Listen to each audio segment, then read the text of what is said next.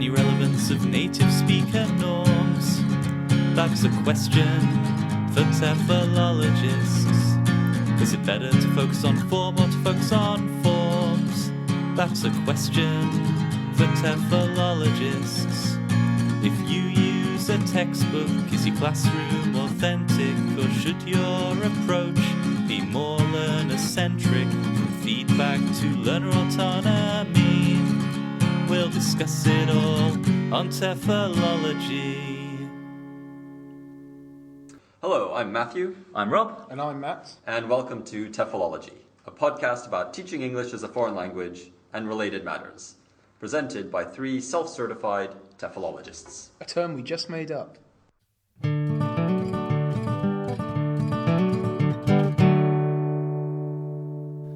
You've just listened to the introduction to the first ever episode of the TEFLology Podcast back in 2014. And the reason that we've done that is because today we're going to be celebrating our 5-year anniversary. The TEFLology Podcast is now 5. Yay! Literally no one here. It's just us. We invited everyone. Nobody came. Nobody turned up. Yeah, we're sitting in a massive empty auditorium. We booked it. Yeah, we're actually in my office. But so today's episode is, well, we're gonna very much blow our own trumpets, I guess, today, and reflect back on the 5 years of the TEFLology podcast story. So what we're going to do today is what we've done is we've each written each other 3 questions, and we've, using a Google Doc, using modern technology, we've all kind of added some notes around that Google Doc, and we're going to kind of intersperse our chats today with clips from the past 5 years. Were Google Docs a thing 5 years ago? Maybe still in the paper form, I think. Yeah, I don't think computers existed 5 years ago. Google Paper Docs. It was just memos, post-it notes. Yeah. You emailed them to each other. I think they were Google Docs. Okay. But anyway, that's not the point. We're not here to celebrate Google Docs, but that was very much what if our 5th anniversary coincided with the 5th anniversary of Google Docs? Yeah, interesting. Imagine that. We should have checked other things that are 5 years old now. Well, that's where they all are. They're Wikipedia. all at that party, not ours. But, After every question, I'll name another thing that's celebrating its 5-year anniversary. There's a Google Docs party happening somewhere. So we're gonna get started. We're gonna ask each other our questions, and then we'll drop in some clips along the way. Mm-hmm. Sure. Are you feeling it?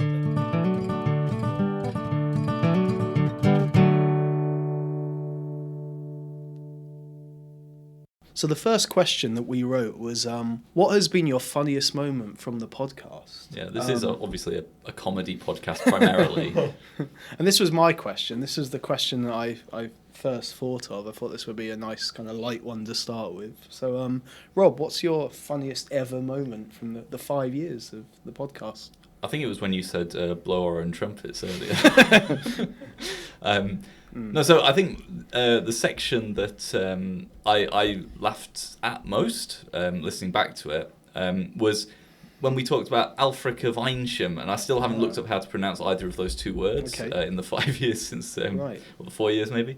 And the part that I very much enjoyed about that was the 2 of you reading out the dialogues that he'd written from the Colloquy, from Alfrik's Colloquy, and pretending to be feudal peasants. Right, I think you were in it too, if I recall. I was the master. Right, yeah, of course, naturally, yeah, sure.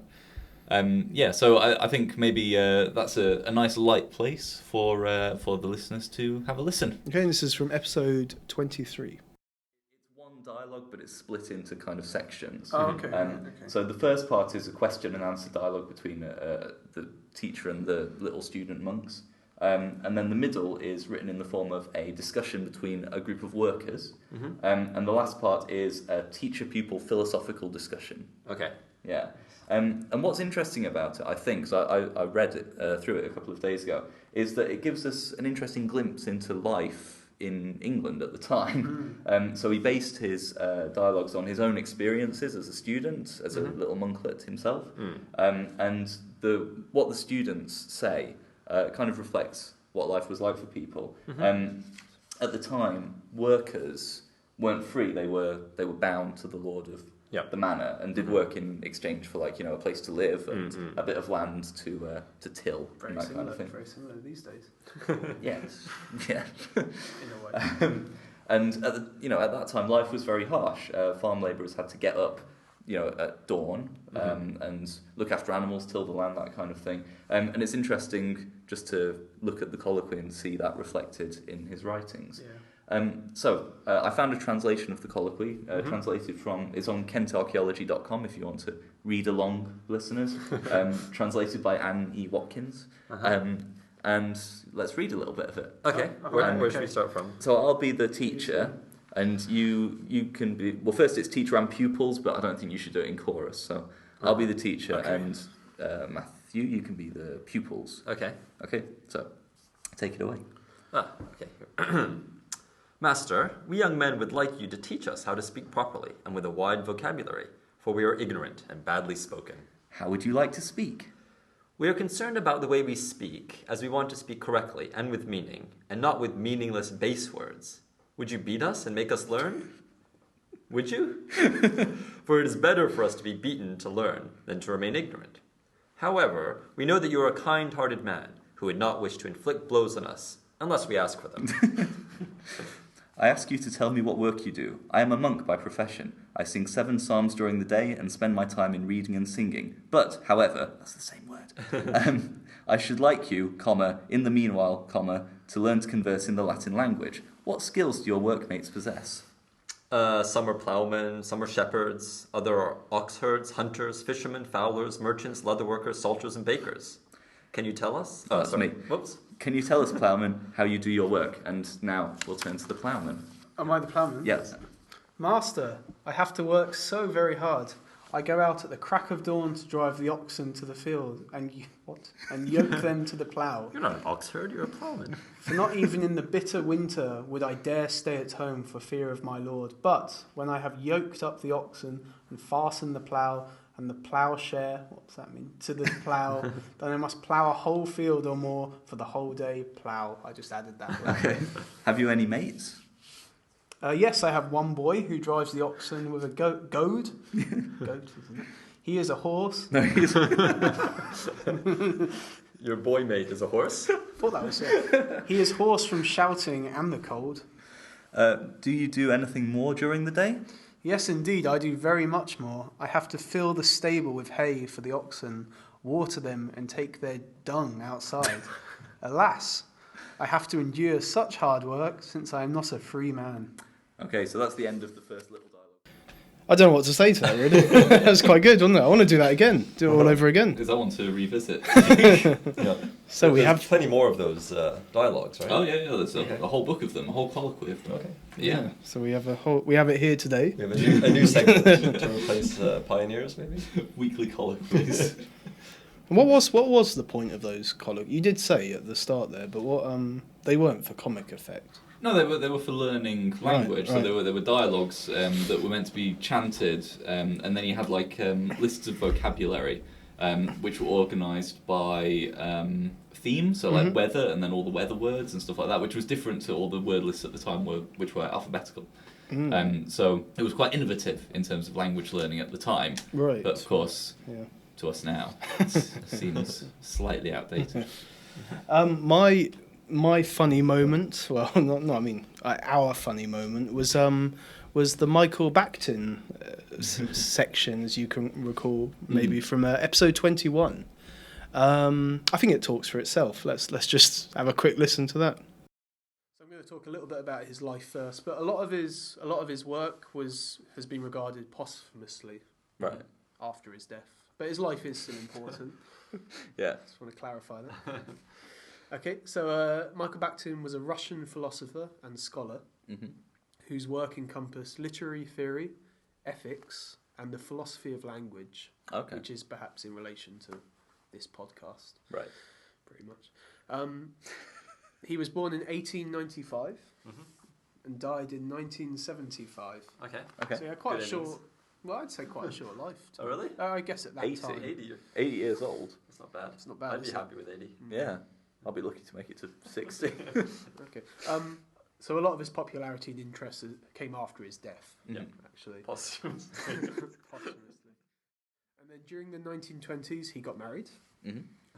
This has nothing to do with his the carnivalesque. It's a long ceremony. Something else happened in the 1920s. He actually fell ill with a bone disease. So, jokes on you. Should we do that again? We should probably do that again. We should probably do this bit again.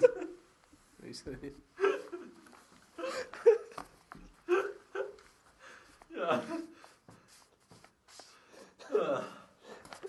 Are we leaving this in? This is saying definitely. And in 1923, he had his leg amputated. I'm afraid.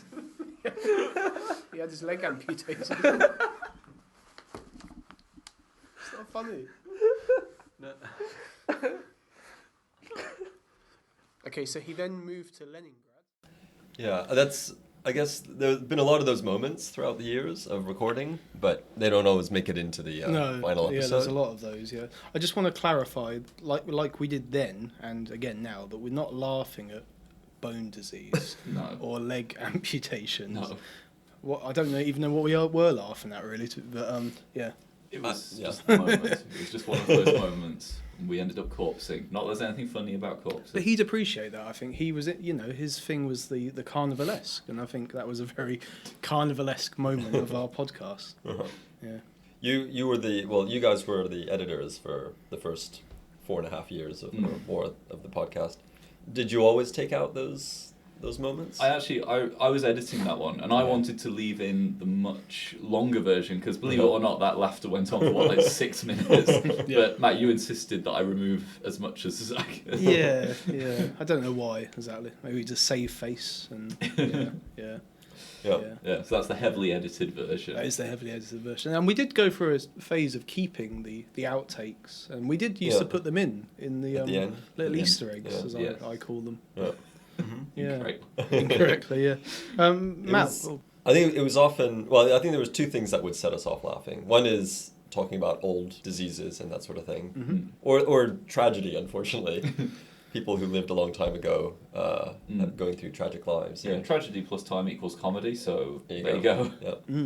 Or it would be just really silly things. It's hard to even explain why they made us laugh, but they did. Yes. Yeah.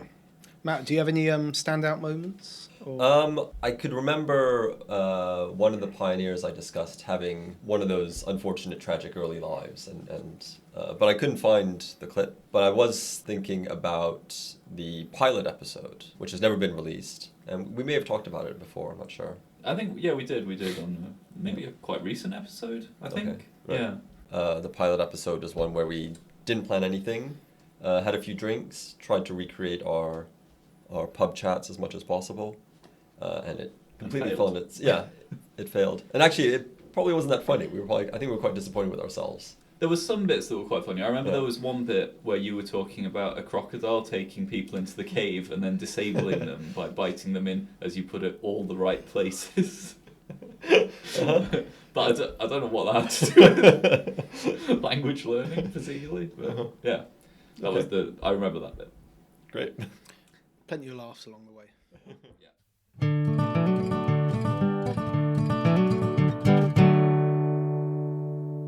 Okay, so the second question that Matt posed was, from an interview episode, was there an exchange that really resonated or made an impact on us?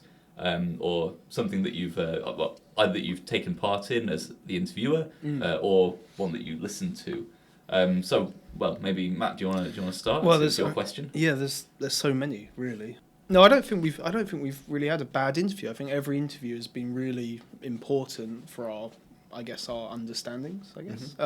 For me, like one that I can point to perhaps quite easily is my interview with Steve Mann in interview episode 35.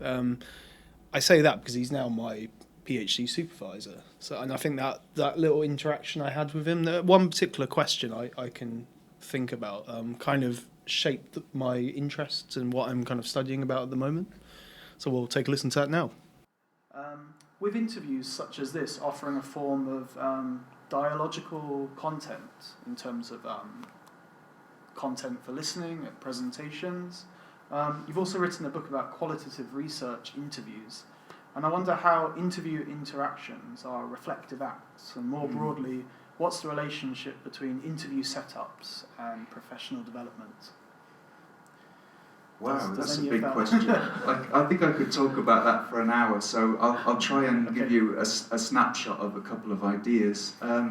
First of all, I am very passionate about interviews. I always enjoyed watching them, whether it's a news interview or a political interview or a sports interview. And even today, you asking me the questions and me talking about them live in this way, I'm saying things that I possibly haven't said before. You make realizations, you say things in a different way. You say to me something about static, I can't even remember static context, and I think, did I say that? And it makes me reformulate, what would I have meant by static context? I may have misread it. No, you may have done, but it's still helpful. It's still helpful in moving on ideas to get a space where we can try and get further with our thinking. What do we really believe? Do I think that's more important than that? You say that, that's interesting, let me think about it for a second. To me, that's why I got interested in interviews in the first place. I was never... Another interview that I've thought about a lot recently was your interview, Matt, with Hayo Reinders in, I'm not sure which year, 2016, I think, number 23. In which he talked about the future of language learning. Particularly this clip got me thinking.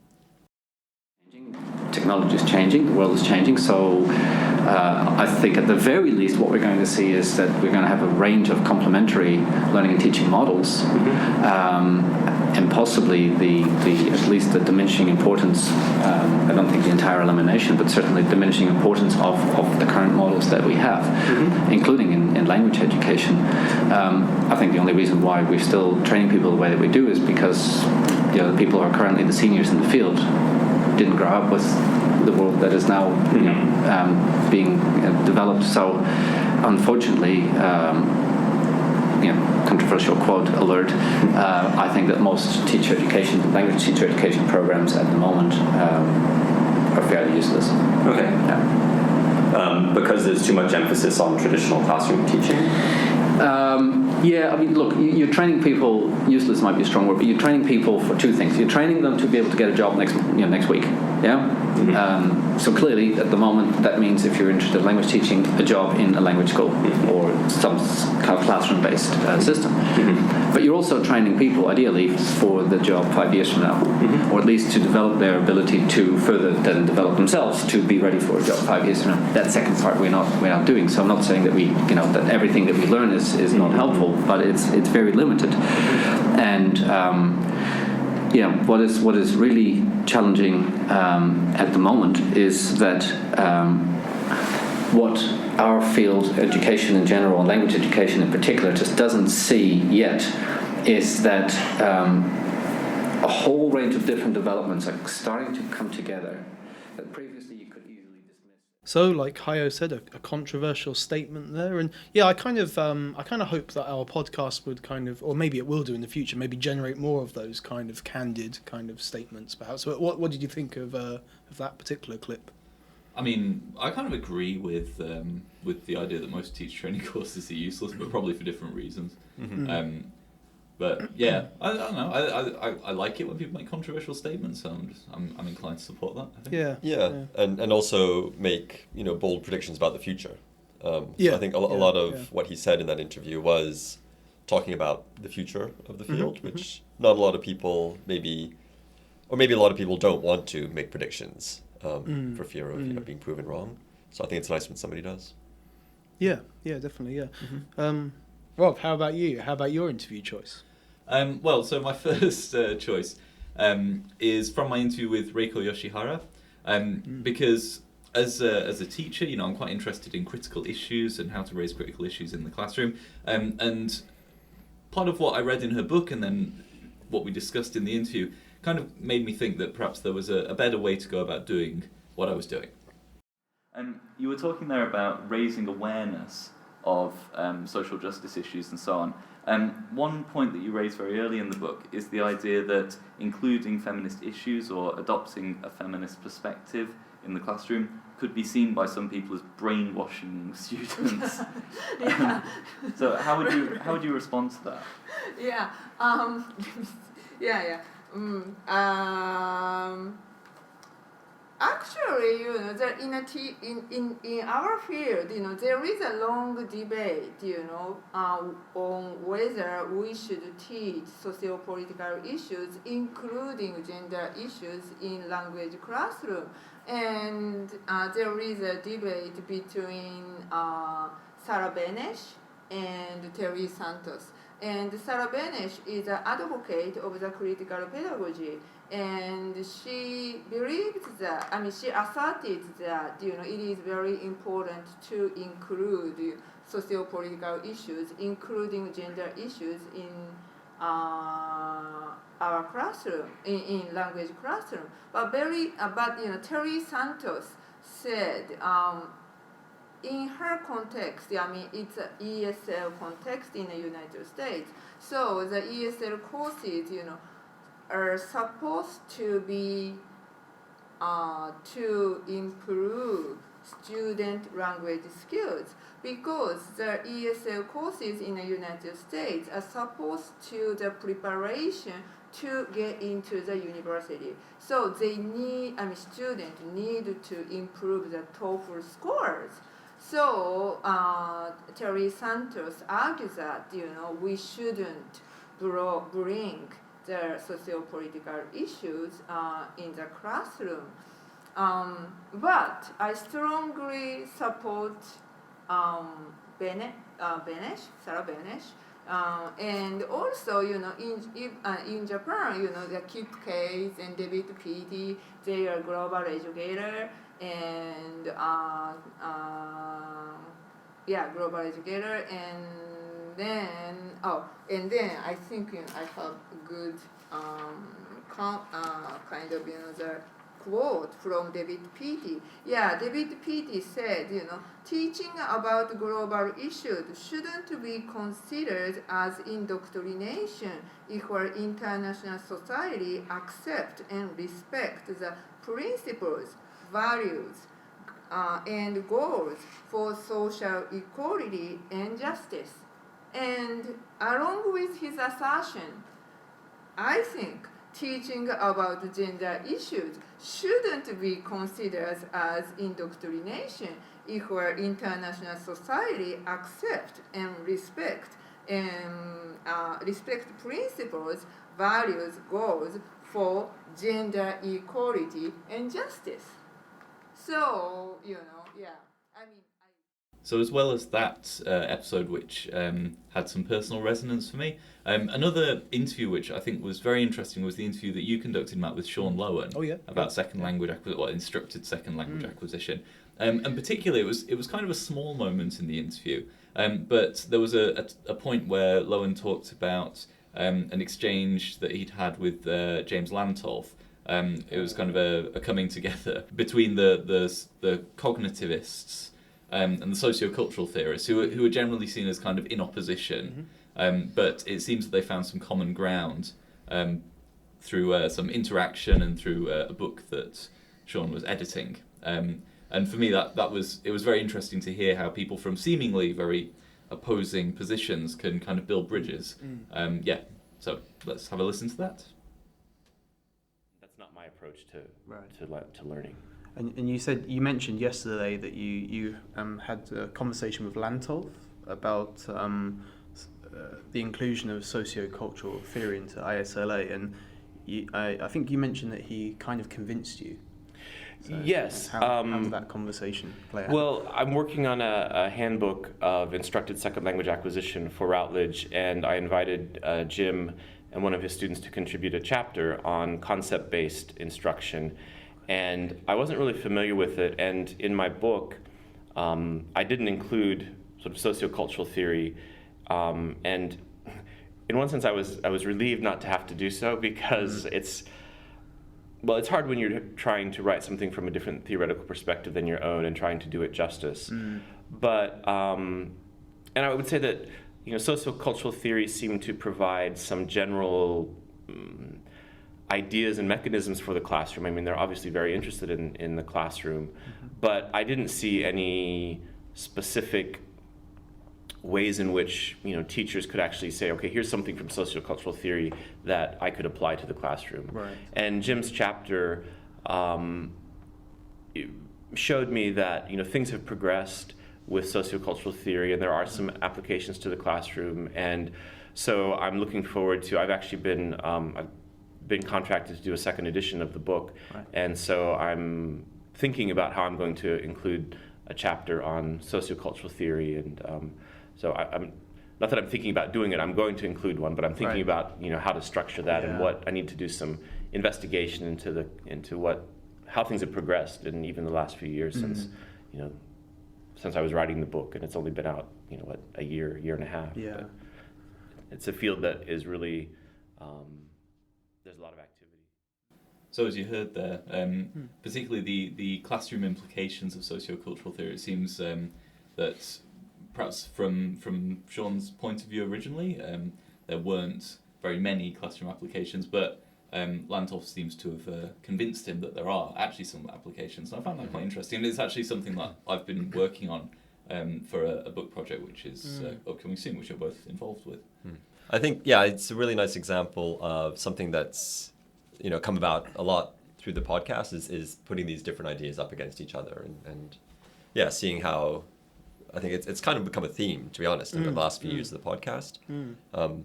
It is a pretty disparate field, lots of different subfields, and seeing how those interact with each other has been really interesting. Yeah, in some way, I wonder if that's where this started. I don't know if that's where this started. I think that's certainly the earliest example of making those connections. Not us especially, but Matt, how about you?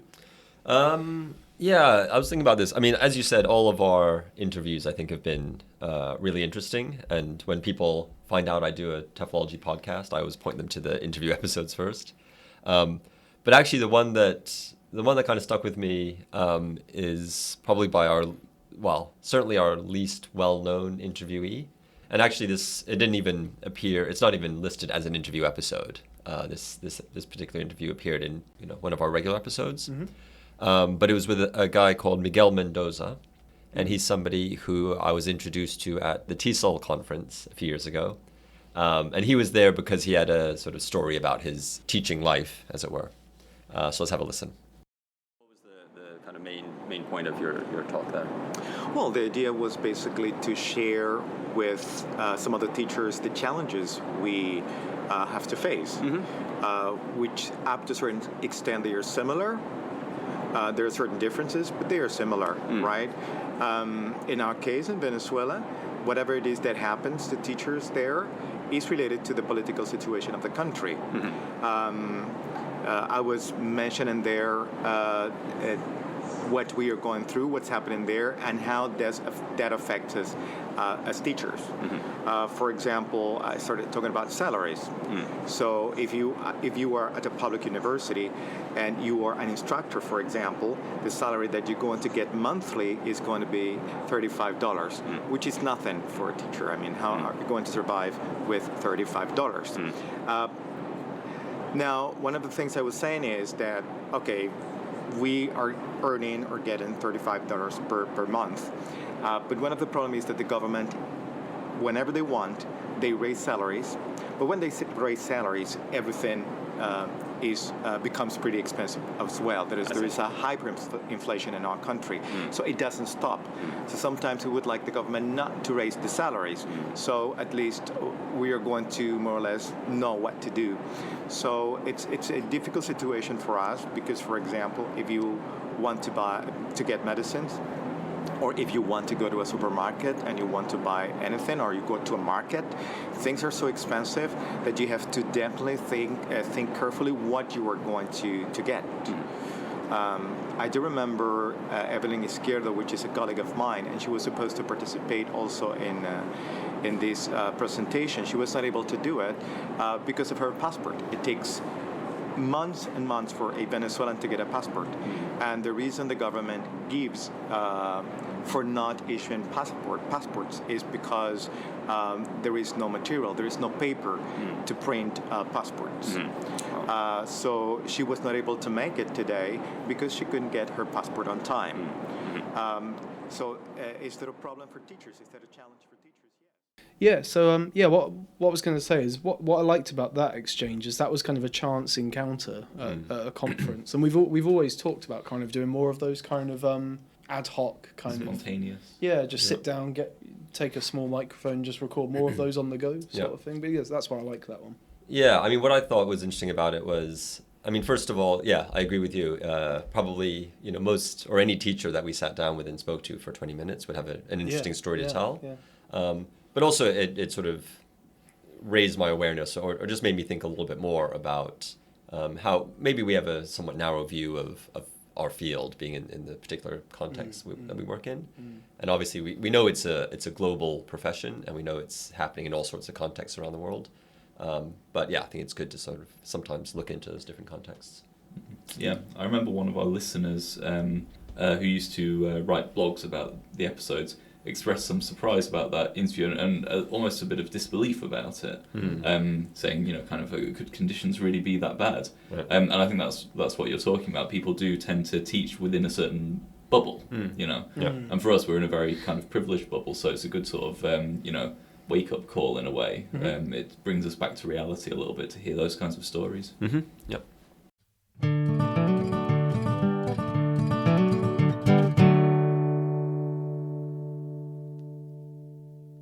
So the next question, we've all chosen basically an interesting section, but the way we've structured it is that Rob chose one of mine, I chose one of Matt's, and Matt chose one of Rob's. Yeah. So who's going first? I'll go first. So Rob, my section I chose of yours was from your native speaker section, which you did way back in episode 19.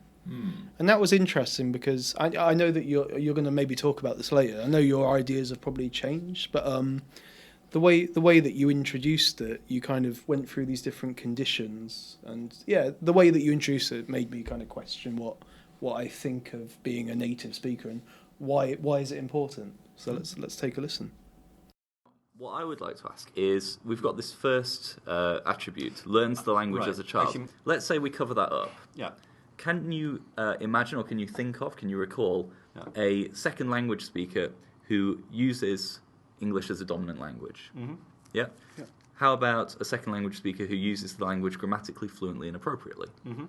A second language speaker who identifies with the community in which the language is spoken? To an extent. Yeah? And a second language speaker who has clear intuitions about grammatical correctness? Yeah. So this definition has nothing to do really with actual language proficiency. So it comes down to more about where someone's born. It's just this first point, learns the language as a child, which defines what a native speaker is. In which case, the definition might as well be learns the language as a child. Sure. Yeah. Now, I think that's a bit of a problem. Which is the one that we started with. Sure, yeah. But I think that's a bit of a problem because people do use the term native speaker and non-native speaker to refer to proficiency in a kind of roundabout way. So this definition, I think, is actually not very helpful, but this is the most widely used one. My second question would be, do you think that someone could move between these two categories, even if this did represent what a native speaker is? If we exclude that first point, is it possible for someone who is a second language speaker to become as fluent? Yeah, I think so, of course. Yeah. That's what our job is, isn't it? Sure. Yeah, so I enjoyed listening back to that section again and going through the different the list there, and it helped me think about things. Yeah, I mean that was I was right at the start of my PhD, which ended up being about those issues, and that was based on some of the reading and sort of writing that I was doing at the time. But yeah, I think we'll talk about it later. I don't actually have any objection to what I said there. I think it's basically right, but I think I'd elaborate on it now and add a bit more sort of detail and a bit more theory. But it's better than I remember. Yeah. Okay. Yeah. Matt, how about the section you chose? So I chose a section that you did back in episode 66 on textbooks. Okay, yeah. Okay. Uh-huh. Should we have a listen? So I've had a lot of different experiences with textbooks over the years. When I first started teaching at a private language school, the course was the textbook. Right. So the course was the textbook. There was no, you did this lesson this day, next lesson this day. The students were sold the textbook, and you were kind of expected to get through the textbook. And there was no wiggle room. That was it. Right. So that was my first experience with textbooks, and at the time I didn't really have a problem with that because I hadn't really seen the other side. That was just how things were done. Yeah. I was quite happy with that. In my next job, where I met Rob before that, but we started working more closely together. We took an approach where we didn't use any textbooks. Like we were given our own course.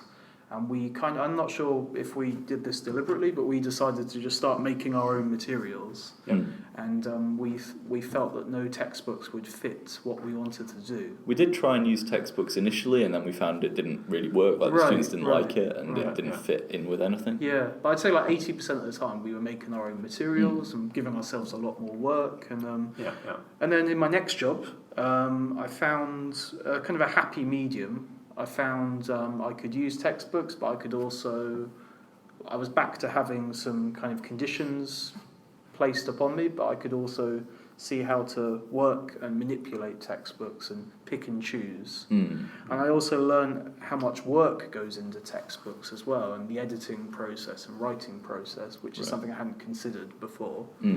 And I now come to my current job where I'm going back to textbooks again, and I feel confident that I could do something with it, but I don't have complete confidence in the book that I'm going to be teaching from. Right. So yeah, that's kind of my kind of potted history of textbook use in the class. What's been your experience? So what I liked about that section was it was a really nice example of when we have talks that kind of combine what we do in the classroom with some of the more theoretical ideas. We actually, looking back at the episodes, we don't really talk that much about what we do in the classroom. We have had a few segments like that, but the discussion that we went on to have there, we talk about what we're actually doing, but we also connected it to some of the beliefs we have about using textbooks and the theories connected to that. Yeah. Okay. Yeah. And Rob, how about you? So the section that I picked was from episode 59, and Matt, it was when you were talking about a website called TEFL Exchange, and we've actually got 2 clips from here which I think demonstrate the kind of duality of that website. So actually connected to that, I'd like to talk about another article that I found, which is top 15 countries to find love as a TEFL teacher. Oh, really? Yeah. Where are you looking for these? Okay, Cupid? What are your Google searches? So both of these articles come from the same website, which is actually what I'd like to talk about, which is a website called TEFL Exchange. Have you heard of TEFL Exchange? No. Yeah. So it does appear to be the kind of BuzzFeed of the TEFL world. Okay, interesting. So articles like top 15 countries to find love as a TEFLer. I thought we were the BuzzFeed. 6 must-do trips in Taiwan. With a click hole. 5 adventures you need to have in the Philippines. 3 unexpected perks of living in Tianjin, China. Yeah. Yeah. Nice. So what kind of teacher do you think this website is aimed at? Like really late career teachers who've got sick of their job. Backpacker teachers, I would guess. Okay. Yeah, I would have said the same thing. Yeah. People that aren't looking to lay roots, stay in a country very long, and want to give it a try and then go somewhere. It's absolutely fine. Yeah. I'd like to. I wanted to do that in Japan. Well, I think the next thing I wanted to talk about was some of the other articles on TEFL Exchange, which I'd like to read out the headlines. So one is TESOL 2017, what happens at a TESOL conference. Okay. And then there's ones, how I failed Delta Module 3, then passed. Okay. And then 7 career paths that prove TEFL is no dead end. Interesting. Yeah. So by reading out that first set of things, you kind of suckered us into saying No, I think the point was that I think this website seems to cater for both types of teachers. Right. And also maybe with a strong understanding that one can become the other. Right. Yeah, that seems quite positive. Yeah, I think so. So for me, what was really interesting about that was how that website kind of encapsulated this duality in the profession, that there's, what people imagine as being TEFL and what we initially thought that website was catering to, which was, your kind of travel teacher kind of person. But then they also had, the more kind of later professional life. And as you said at the end there, the understanding that the one can turn into the other. And in fact, that is the way it usually works, right? There's very few people who went into TEFL originally. And I don't know, I kind of think about that sometimes. It keeps me a bit grounded, thinking about that website and, thinking that's most people in the profession, and that's good. Yeah, I agree. I'm always surprised at how many of the people we interview who now we see them as these big academics and all these things, but a lot of them say that's how they started in the field.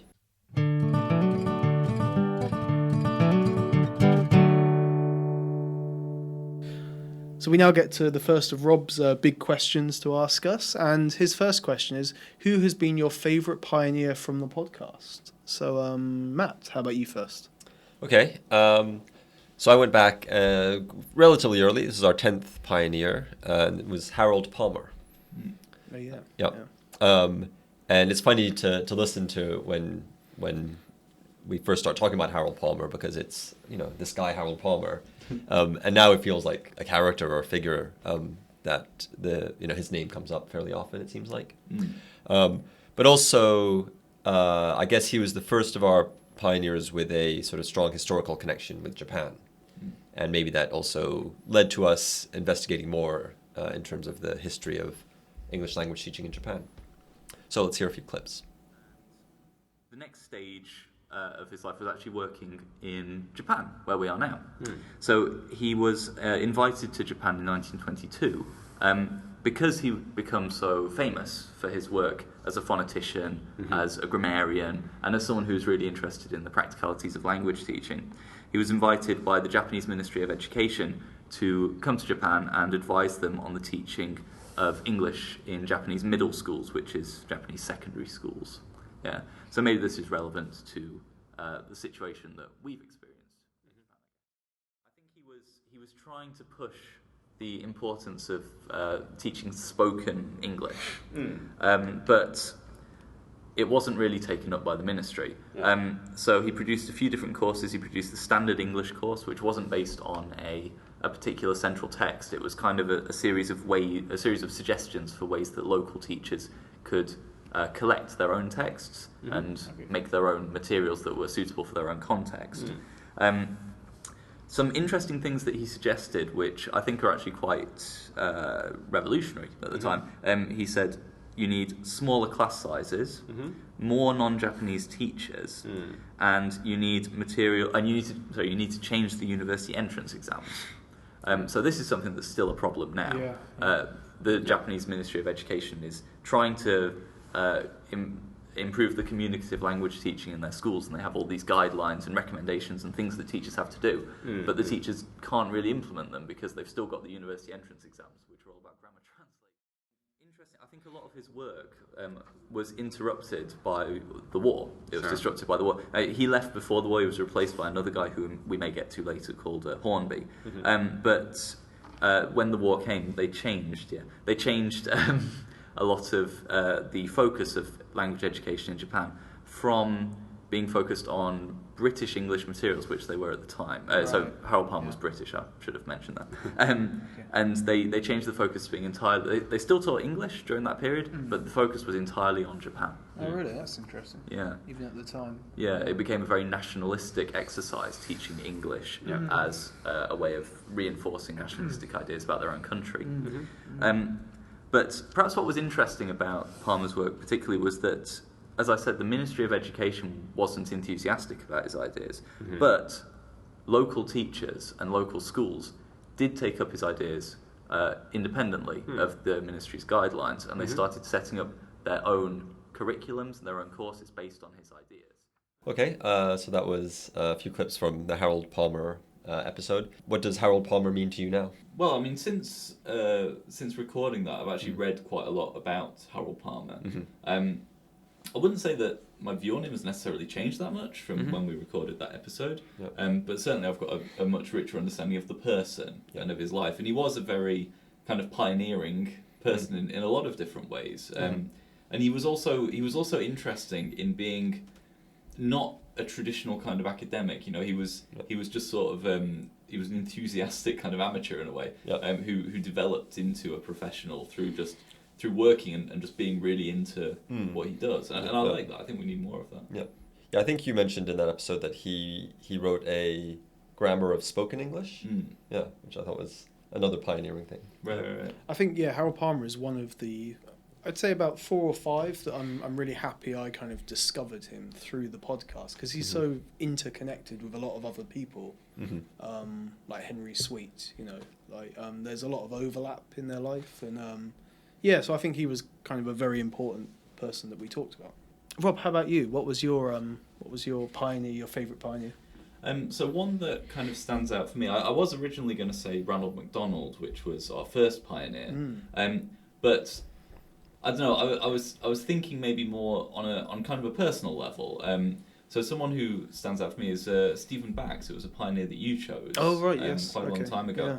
Yeah. And the reason that stood out for me was because your section on Stephen Bax focused very much on the influence that he had on you as an early as an early career teacher, and made you rethink your understanding of ELT, particularly your kind of assumption based on your training that CLT was the only way to teach. And so I thought that was interesting, because that was a pioneer who wasn't just a voice in the past who had some resonance for today, but it was someone today who had some real resonance for you specifically as a teacher. So let's have a listen. I'm now going to talk about his work, and I've chosen 3 things that I guess more on a personal level for me. Not the third one, but we'll see. So the first time I came, and I was talking about this with Rob before, the first time I came across Stephen Bax's work is with a point and counterpoint article that he wrote in 2003 called The End of CLT, A Context Approach to Language Teaching. And I read this in, I think, 2010, just when I was getting more into sort of reading stuff, and I think I'd moved out of the language school job that I was in, and I was trying to get more into my MA and stuff. So I think that was when we were working together at this university we're currently sitting at. And so you were doing your dip pet, was that what it was? Some sort of postgraduate course. I'm not sure why I did, but yeah. And I think I was either doing my MA or just starting my, and I remember you coming and showing me this article, and you were like really excited about it. Yeah, well, I liked the because I think up until that point I was just doing CLT, and that's the only thing I knew at the time. Like that's the only thing I got from my CELTA course, and that's what I was kind of armed with coming to Japan. And he basically tries to call for an end to all of this. I think this is the point article, because it's a point and counterpoint. I don't think this is in response to anything. I think this is the argument he's making. But the paper calls for CLT as the central paradigm to be replaced with a context approach, which places context at the heart of the profession, in his words. So, I think that's an interesting idea. So I cited this in my thesis, but I can see some issues with it. I think there might be, what he argues is that CLT neglects the context in which it's conducted, pointing to the way people, often young people, I think he's kind of alluding to, in a faraway land, like I just said, come armed with CLT, or aspirations of CLT, and not a lot else. So they seem to try and be assimilating everyone to CLT, and not really thinking about the context that they're in. So he refers to this as a CLT attitude, and exemplifies this through quotes from teachers and authors. He used real quotes from authors and teachers to kind of bring out this attitude. It's not kind of fully developed, I think. I mean, it's quite a short article, but I think that's an interesting way of finding an attitude, if there is one. Yeah. Could you briefly explain what the context approach is, or what he means by context? So he argues for a context approach instead, which considers the whole context, considers methodology as one factor amongst others, and calls for the validation or revalidation of others. And what he means by context is I think in this part of the article he borrows from Adrian Holiday's appropriate methodologies, where he says that teachers should first look at the local context, the educational context, the classroom context, and the individual learning context before anything else. So before you just go in and do your CLT class, you should look around a bit and be a bit more aware of your surroundings before you should then decide whether CLT is worthy or not. I think, that's the general gist of the idea. But yeah, this kind of, at the time, this kind of struck a chord with me. I thought this is a good way of, this was kind of the first paper I read that was critical of CLT. So that's why it kind of left its mark. So like I said, I think that was quite interesting. The context approach itself, I think there are some issues with. So I think that he referenced in his article, and we brought up in that section, that he was building on Adrian Holiday's work on appropriate methodology and social context. And I think that criticism of that book, the idea that it essentializes context, like local context, is maybe a weakness in Bax's argument there. But I think the value of actually getting people to question CLT, and you personally in particular, I think that's a very important thing that came from that. Yeah, and the word context, like I think we did after this, we did a whole section on what does context mean. And also during your interview, and I was going to choose this actually, your interview with Adrian Holiday, and he kind of said, well, what do you mean by context? And so mid-interview, you were trying to work out a definition of it during the interview, which I thought was quite interesting. So go back and find that. We're not going to show it here, but my choice is actually one from you, Rob, and it's Suda Umeko from episode 48. So as a teacher working in Japan, it was good to find out about a female educator that has made a social impact on local education here. And I also can't believe that this was 3 years ago. This seems really recent. I remember recording this episode. It was with your section on Pokemon Go. Okay. You remember that? Best section ever. Which didn't make Strongly it. dates it. Which didn't make it into this podcast. Yeah. But, I think people should Pokemon Go back and listen to the episode. We'll save it for the 10th anniversary. Revisit. But for now, here's a quick clip about Suda Umeko. And they needed lots of female teachers to teach in the women's high schools. And they didn't have any because women weren't allowed to attend university. Right. So, Umetsuda, she went back to America to study biology at Bryn Mawr, I think is the name of the college. Yeah, Bryn Mawr. Is that right? Mm-hmm. Have you heard of that? Mm-hmm. That was a guess, but there we go. Okay. Bryn Mawr. And when she came back to Japan, she opened her own school, which was called the Joshi Eigakujuku in 1900, and that translates as Women's English School. Yeah. So she used the fact that she'd learned English and she was very fluent in English to open this school. Yeah. And the school was, as I mentioned, intended to help women pass the government exams for high school teachers, for high school English teachers. Okay. And she also wanted to give women a broader base of knowledge. Yeah. So what differences do you think there would be between this? So yeah, I found it interesting to kind of learn about maybe people that have had an important impact on our profession, both locally and perhaps more broadly, that aren't from like countries like the UK, for example. So that was my kind of take on that. Yeah, that came out of some work I was doing. So I just started working at a women's university in Japan. Yeah. And so I was reading quite a lot about kind of the history of women's education in Japan, and she seemed to be like a very sort of key figure. And I think she was interesting in a lot of different ways, not just for her language teaching and her school founding, but her kind of her betweenness. She was Japanese, but she couldn't speak Japanese really, and she had sort of different contrasting cultural roots, and she was sent away as a child and came back as an adult. And she was Japanese, but she was very much in the position that a lot of people I think find themselves in when they move, between cultures. Yeah.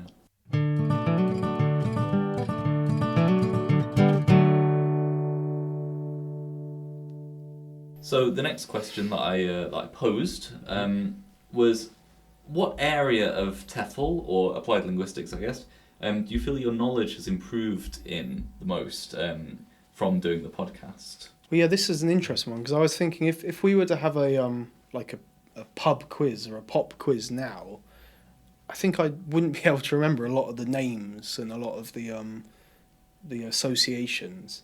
But I think just broadly, it's given me a kind of a bit of a grip on like history, on methods. You know, I can more readily talk about things that I couldn't do before.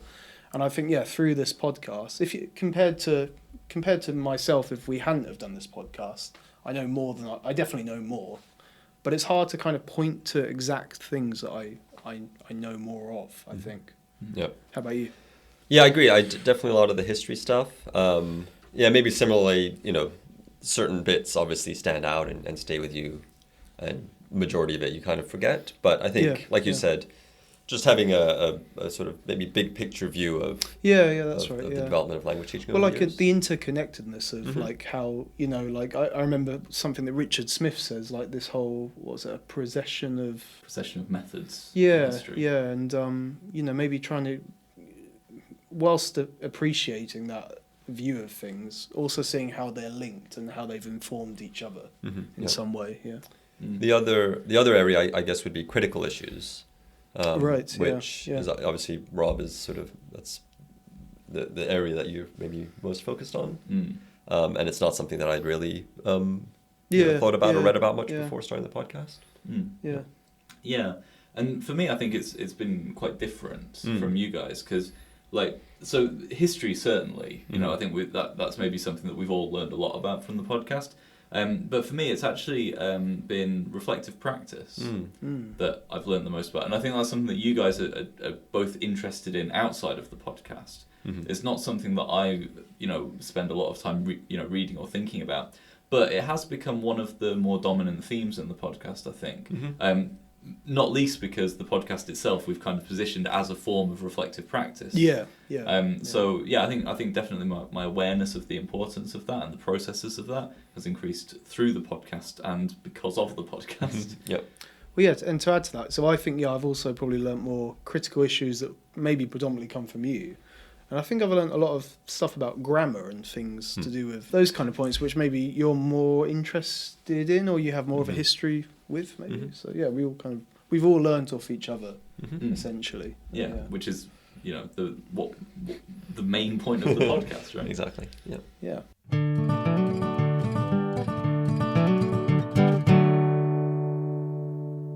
Okay, the next question is, which section would you like to revisit or redo for whatever reason? Well, I've got two, and weirdly, they've both already been mentioned by you guys. Oh, right, okay. So the first one is the one about native speakers was it episode 19? And again, as I said earlier, that's just because that was right at the beginning of my work on my thesis, and I think my ideas have developed a lot since then. I don't think I was necessarily wrong in a lot of those places, but certainly I think I could do a more thorough job now, and I might revisit it again. But you know, one thing that we kind of say is that the podcast is for us to explore new areas, not to kind of, you know, explain things that we know very well. So maybe I never will revisit it. And the second one that I'd quite like to revisit is Harold Palmer, because again I've read a lot more about him and his life since doing that segment.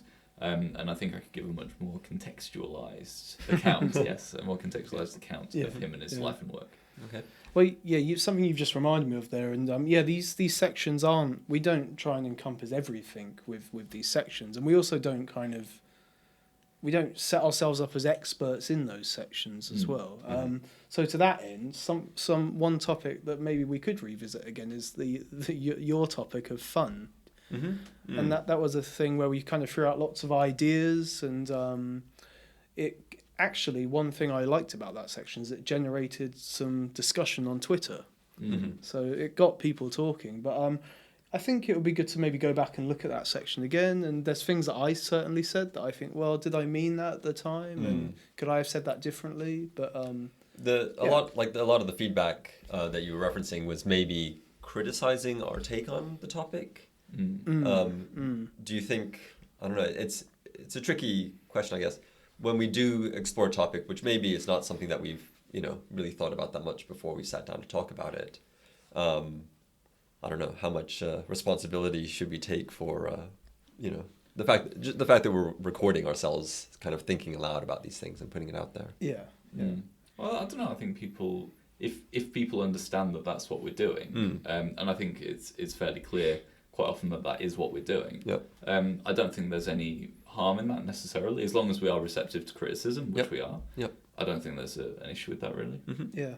My other section was polyglots. I thought I was particularly unfair, maybe dismissive of maybe fearful more like of polyglots actually. And I think maybe it would be good to interview some polyglots. And I think I was more kind of talking about the internet phenomenon of polyglottism. Is that a word? I don't think we were saying polyglots as a thing are bad. But no, just the people themselves. Anyway. Who are all bad, And I've done it again.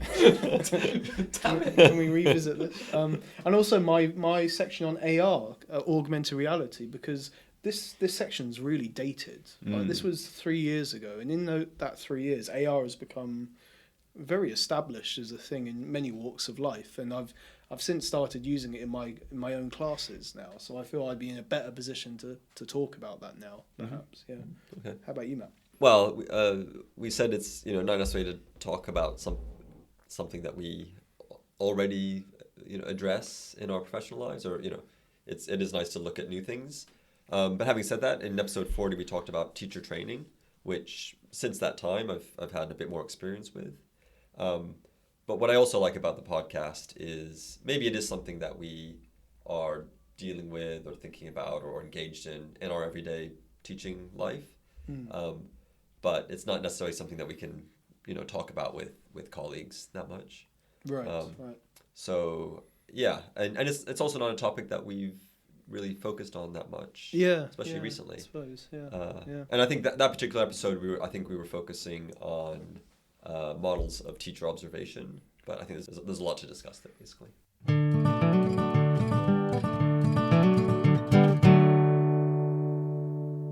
Okay, so we now get to Matthew's question. It's weird calling you Matthew. You are Matthew, are you? I am. No, I'm Matthew. No, I'm Matthew. Okay. Yep.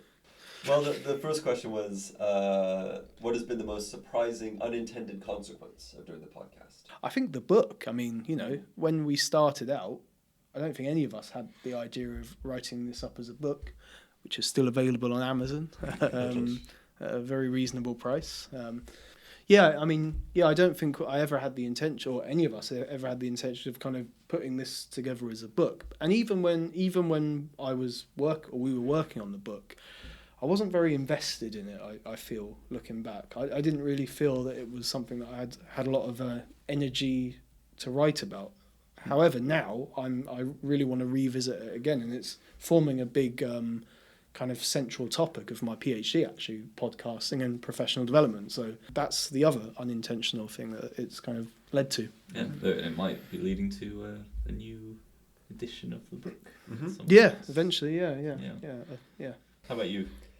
I mean, I'm still amazed when it happens, but I remember the first time it happened, being at a conference or a presentation, and being approached by people who listen to the podcast. Sometimes it's that they've seen our names on the conference list or whatever. It's also happened where people just hear us talking and then come over and say, "Are you the guys from TEFLology?" Yeah, that happened on Friday. That happened last Friday. A few days ago. Yeah. And so, I guess maybe what's surprising to me is that people are listening, because we sit here in a room and talk. But I mean, I know this is how podcasts work. That the idea is that there are listeners, but it's still really nice to know that people are actually listening to us. Yeah, I think related to that, I think this is an unintended and possibly unwanted consequence.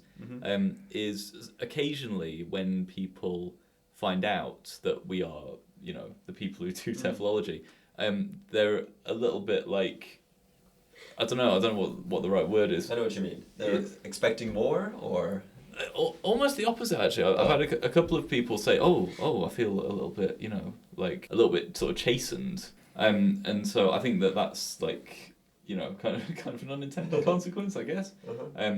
Yeah, I don't expect anyone to. I don't really think about people listening to this. And sometimes people present me with things that I've said on the podcast and say, "Do you really think that?" I don't remember saying that. You know, so I think perhaps being a little bit more aware of what we say as well. I think another thing too is like our conference formats that we did, because originally the conference format was just something to do for ease, because we always, I mean, think back to, what was it, Nina Spada's interview? It was in a really loud common area with some idiot prattling on in the background about coffee or something. And yeah, I think because of that led us to, well, why don't we just get a room and get everyone together? And then since then, it's kind of led to other kind of discoveries, I think, and different innovations, if I say so myself. But yeah, so that's an unintentional thing. Okay. Yeah.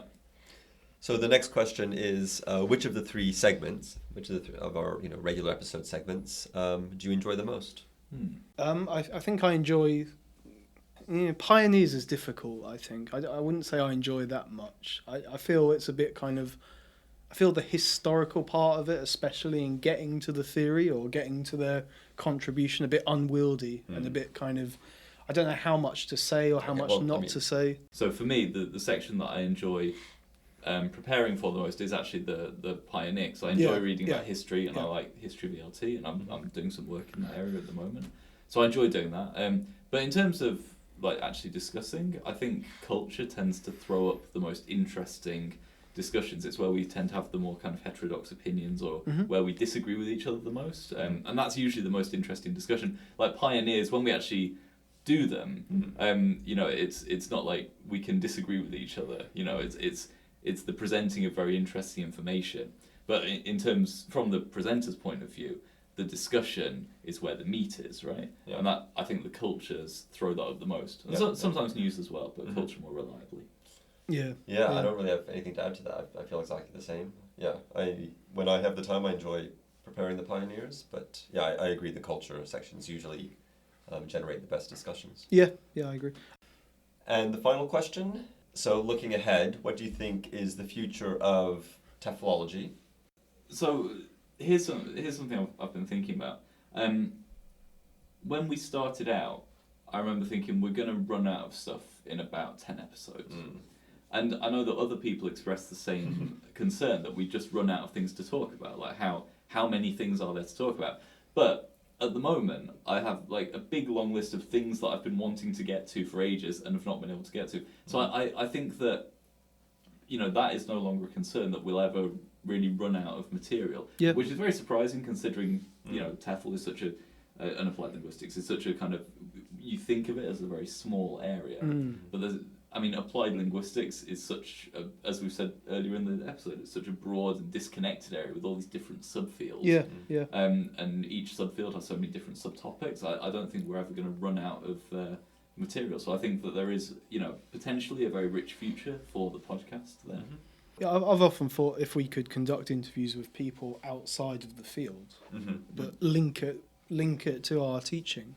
I think I once tried to arrange an interview with a comedian who also does a podcast, because I thought that would be interesting to kind of find some common ground between comedy and teaching or performing and that stand-up kind of comedy. And being the teacher at the front of the class. Which is something that I've crossed over to a couple of times. Very successfully. I thought maybe we could do more kind of long form things where we maybe take one pioneer and we follow a pioneer over a few different episodes. We kind of do it like a serial kind of style. Another idea we had earlier was like a book club where we take someone's book and we all read the book. Yeah, and we sort of really focus in on someone's ideas from a particular book, for example. A chapter perhaps, or something like that. Yeah. When I asked that question, that's sort of what I intended for us to talk about in terms of content.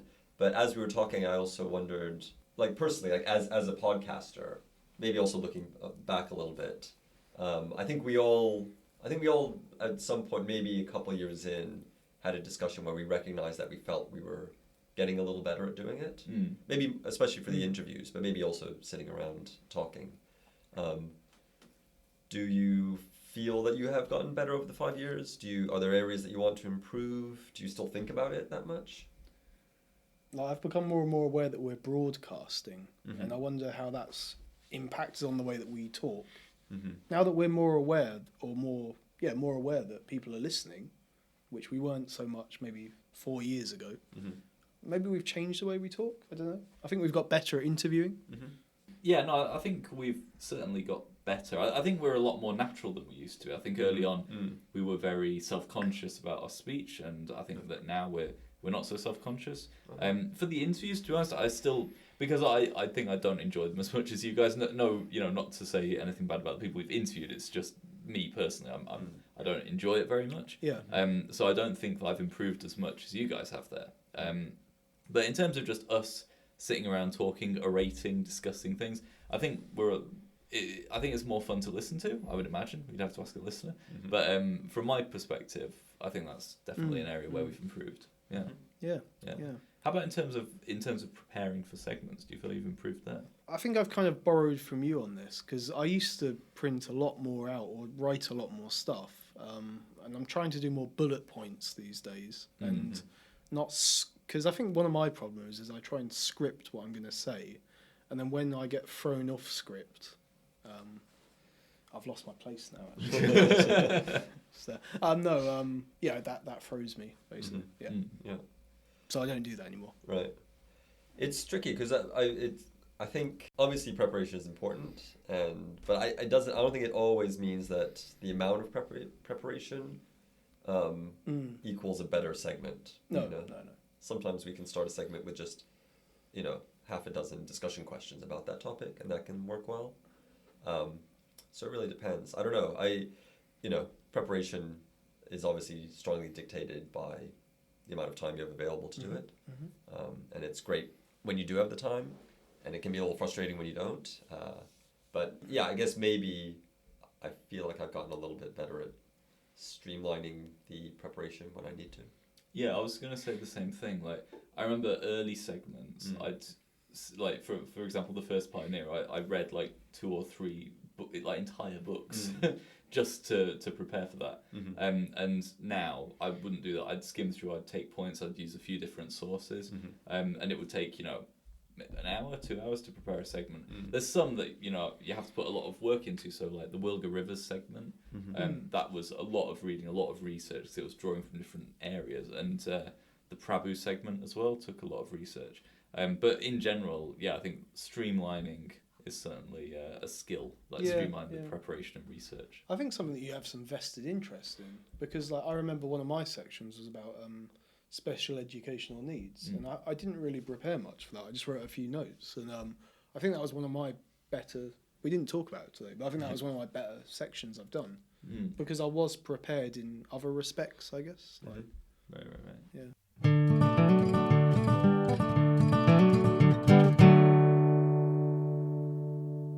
So this is the end of the episode, and this is the end of the TEFLology podcast. I'm announcing it here today. This is it. To us, as well as to the listeners. No, it's not the end. Of course, we'll be around for a few more years at least.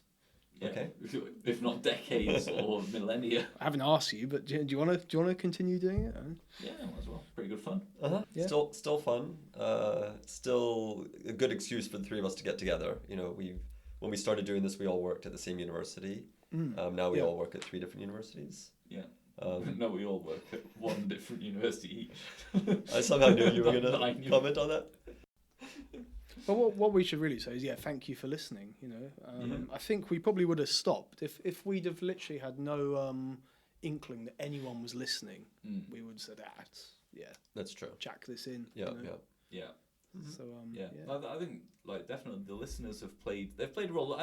To be honest, I'd like the listeners to play a bigger role. I'd like people to be more involved in what we do. I think we have quite, in some ways, no offense, listeners, we have quite a passive listenership, which is good.